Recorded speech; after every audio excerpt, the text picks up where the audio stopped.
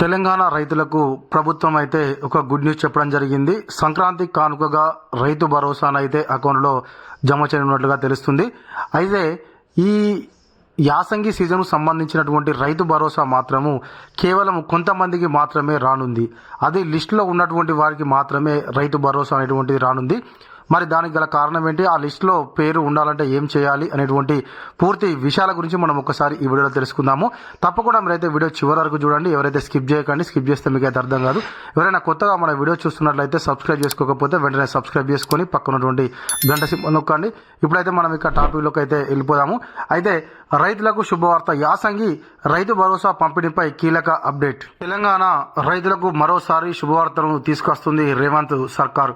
అయితే పంటలకు పెట్టుబడి సాయం కింద రైతు భరోసా పథకంలో ఎకరానికి 2 విడతల్లో 12,000 అందిస్తున్న విషయం తెలిసిందే. అయితే ఈ సంవత్సరము వానాకాలం సీజన్కు సంబంధించి 9 రోజుల్లోనే రైతులకు వారి అకౌంట్లో జమ చేయగా, తాజాగా యాసంగి పంట పెట్టుబడి కోసము ప్రభుత్వం అయితే రైతు భరోసా నిధులు జమ చేసేందుకు సిద్ధమవుతుంది. సంక్రాంతి నాటికి రైతుల అకౌంట్లలోకి డబ్బులను అయితే జమ అయ్యే అవకాశం అయితే ఉన్నట్లుగా తెలుస్తుంది. తెలంగాణ రాష్ట్రంలోని రైతాంగానికి ప్రభుత్వము తీపి కబురు అందించేందుకు సిద్ధమవుతుంది. యాసంగి సాగు పనులు ఊపందుకుంటున్న తరుణంలో పంట పెట్టుబడి సాయం కింద ఇచ్చే రైతు భరోసా నిధులను సంక్రాంతి పండుగ కానుకగా రైతుల ఖాతాల్లో జమ చేయాలని అధికార యంత్రాంగం భావిస్తోంది. ఈ మేరకు వ్యవసాయ శాఖ అన్ని ఏర్పాట్లు పూర్తి చేస్తుంది. రాష్ట్రంలో ఏటా 2 సీజన్లకు కలిపి ఎకరాకు 12,000 పెట్టుబడి సాయం అందించాలని ప్రభుత్వం నిర్ణయించినటువంటి విషయం మనందరికీ తెలిసిందే కదా. వానాకాలం సీజన్లో కేవలము 9 రోజుల్లోనే సుమారుగా 9,000 కోట్లను దాదాపు 69 లక్షల మంది రైతుల ఖాతాలో జమ చేసిన ప్రభుత్వం రికార్డు సృష్టించింది. ఇప్పుడు యాసంగి సీజన్ కోసం కూడా అదే తరహాలో నిధుల పంపిణీ జరగనుంది. ప్రస్తుతం బడ్జెట్లో ఈ పథకం కింద ప్రభుత్వం 18,000 కోట్లను కేటాయించింది. జనవరి 2వ వారం నాటికి లబ్ధిదారుల ఎంపిక ప్రక్రియ పూర్తి చేసి పండుగలోపు నిధులు విడుదల చేయాలని చెప్పేసి ప్రభుత్వం అయితే భావిస్తుంది. అయితే ఈసారి రైతు భరోసా అమల్లో ప్రభుత్వం కీలక మార్పులు చేస్తుంది. ఇదే నేను ఇందాక చెప్పినటువంటి విషయం. అయితే గతంలో సాగు చేయని భూములకు కూడా నిధులు వెళ్తున్నాయనే విమర్శలు ఉండడంతో ఈసారి టెక్నాలజీని జోడించి రాష్ట్రంలోని వ్యవసాయ భూములను ఉపగ్రహ చిత్రాల ద్వారా క్షుణ్ణంగా పరిశీలించి ఏ భూమిలో పంట సాగు చేస్తున్నారు, ఏ భూమి ఖాళీగా ఉంది అనే వివరాలను డిజిటల్ మ్యాపింగ్ ద్వారా సేకరిస్తారట.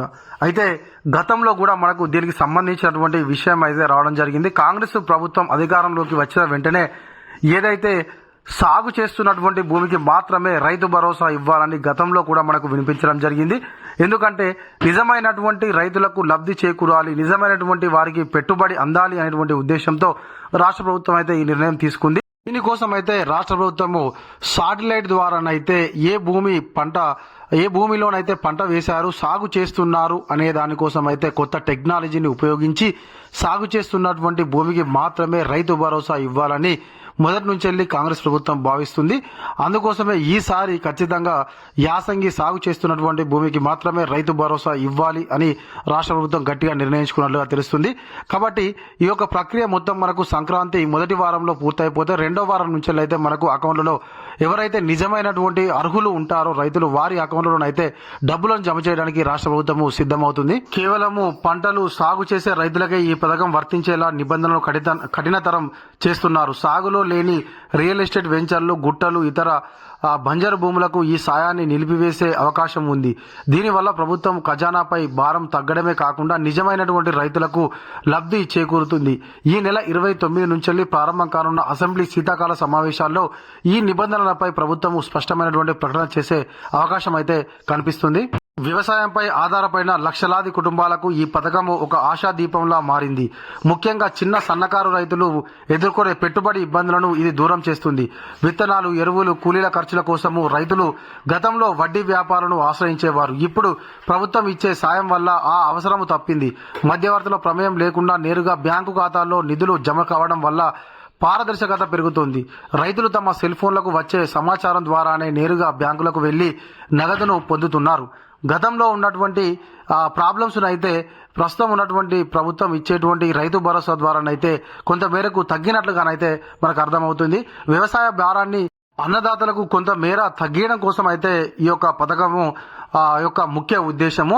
అందుకోసం అని చెప్పేసి ప్రతి ఏటా 2 విడతలుగానైతే 6,000 చొప్పున సంవత్సరానికి 12,000 రూపాయలనైతే ప్రస్తుతం ఉన్నటువంటి ప్రభుత్వం అయితే అందిస్తుంది. జనవరి నెలలో రాష్ట్ర వ్యాప్తంగా వరి ఇతర పంటల సాగు ముమ్మరంగా ఉంటుంది. ఈ సమయంలో నగదు అందుబాటులోకి రావడం వల్ల రైతులు నాణ్యమైనటువంటి విత్తనాలు, ఎరువులను సకాలంలో కొనుగోలు చేసే అవకాశం ఉంటుంది. ఇది అంతిమంగా పంట దిగుబడి పెరగడానికి దోహదపడుతుంది. ప్రభుత్వం తీసుకుంటున్న ఈ చర్య వల్ల రాష్ట్ర వ్యాప్తంగానైతే ఉన్న 1.5 ఎకరాల సాగు భూమికి మేలు జరుగుతుంది. గతంలోనైతే పట్టా ఉంటే భూమికి సరిపోయేది డబ్బులు అయితే అకౌంట్లో జమ అయ్యాయి. కాకపోతే ఇప్పుడు మాత్రం ఖచ్చితంగా సాగు చేస్తున్నటువంటి భూమికి మాత్రమే రైతు భరోసా ఇవ్వాలని రాష్ట్ర ప్రభుత్వం నిర్ణయం తీసుకుంది. కాబట్టి మరి ఇప్పుడు ఎన్ని ఎకరాల వరకు రైతు భరోసా అకౌంట్లో జమ అవుతుంది అనేది చూడాలి. మరి శాటిలైట్ ద్వారా తీసుకున్నటువంటి సర్వేలో ఎంతవరకు నిజం ఉంటుంది, మరి ఏంది అనేటువంటి విషయాలు మనకు ఈ యొక్క జనవరి 2వ వారంలో మన అకౌంట్లో డబ్బులు జమ అయ్యేటప్పుడు అయితే అర్థమవుతుంది.